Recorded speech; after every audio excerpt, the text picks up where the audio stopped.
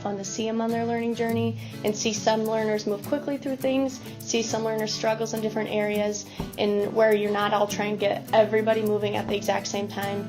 You're not teaching something, waiting a while, giving them 10 minutes, they have to complete it, you have to move on sort of thing, where I love how it's learners working at their own pace. I love the idea of learners coming up to me, they're advocating for themselves. This is what I need help with. Perfect, let's talk about that. Instead of in the traditional classroom, it's such a broad spectrum where this just really narrows in on what the learner needs.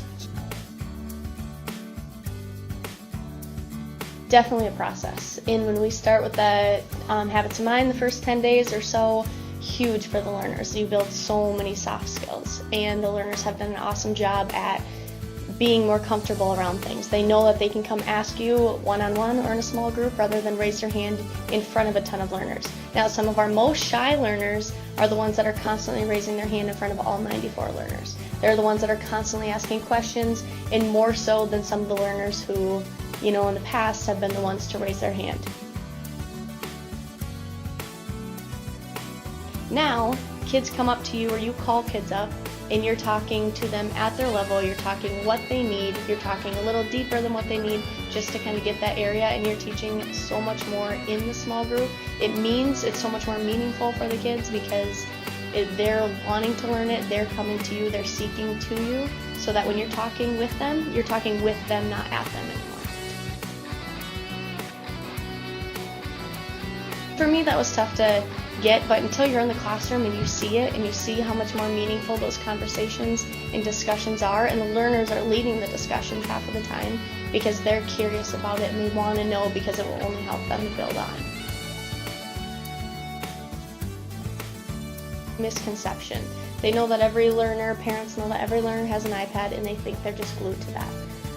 Yes, a lot of what we do is on the iPad. No, they don't need it for absolutely everything. It's a tool. We talk about it. They don't get to play games on there. They don't get to have free time on there. They use their iPad as a tool. So instead of me standing up in front of the classroom saying, this is all of your directions, here's 15 steps, you have to do them all within the next week, and repeating myself nonstop, a learner can have it up, they can refer to it and come back. So the learners don't see it as a toy, they see it more as a tool, and they know if it's not best for my learning to have it open and next to me, close it up. And yes, they can show mastery on there, they can show all their work on there, but they're still doing a lot on paper and pencil, a lot on poster, a lot of conversations that are so much more meaningful too. One of the biggest takeaways from our program that we have started are you're already doing in a traditional classroom. Most of personalized learning you're doing to some extent while you're still following the curriculum. It just takes it to the whole nother level. It's meeting your learner at their needs in reading, it's meeting them in math, it's reading them in social studies and sciences. We're digging into that, writing. The learners are coming with a lot more soft skills. They understand how to be a better person. They build so many more relationships with peers at their age, different levels.